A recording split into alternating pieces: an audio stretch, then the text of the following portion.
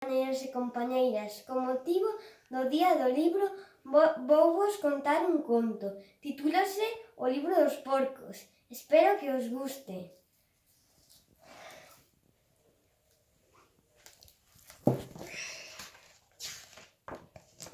O señor Porcón vivía cos seus fillos, Miguel e Antón, nunha bonita casa cun bonito xardín e cun bonito coche nun bonito garaxe. Dentro da casa estaba a súa muller.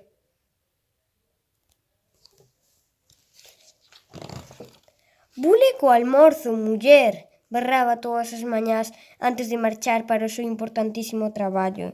Bule co almorzo, mamá, berraban Miguel e Antón antes de marcharen para a súa importantísima escola.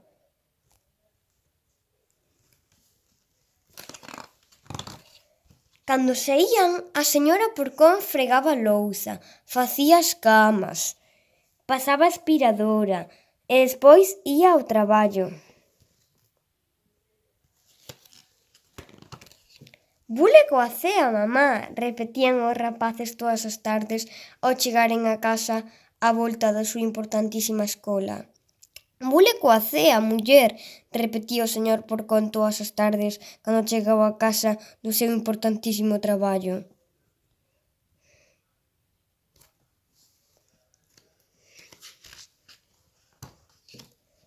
En canto remataban de cear, a señora Porcón fregaba os pratos, botaba a roupa a lavar, pasaba o ferro e poñíase a cociñar outra vez.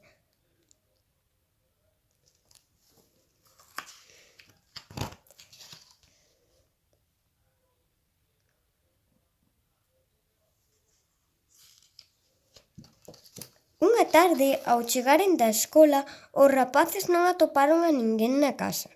«Onde está mamá?», preguntou o señor Porcón ao chegar do traballo.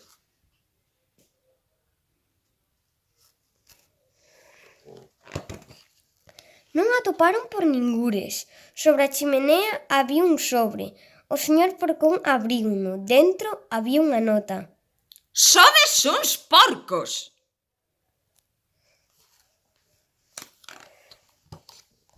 «E agora que imos facer?», dixo o señor Porcón. Tiveron que preparar a súa comida, levoulles horas e aínda por riba daba noxo. A mañá seguinte tiveron que preparar o seu almorzo, levoulles horas e tamén daba noxo.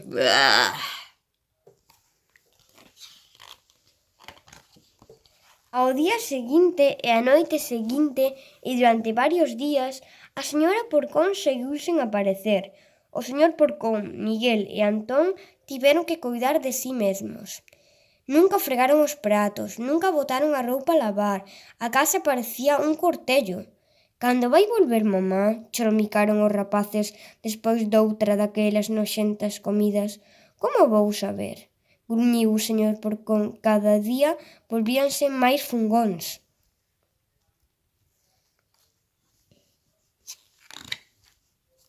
Unha noite quedaron sen nada con que preparar a cea. «Teremos que rebuscar para atopar unhas sobras», bufou o señor Porcón. En xusto nese momento entrou pola porta a señora Porcón.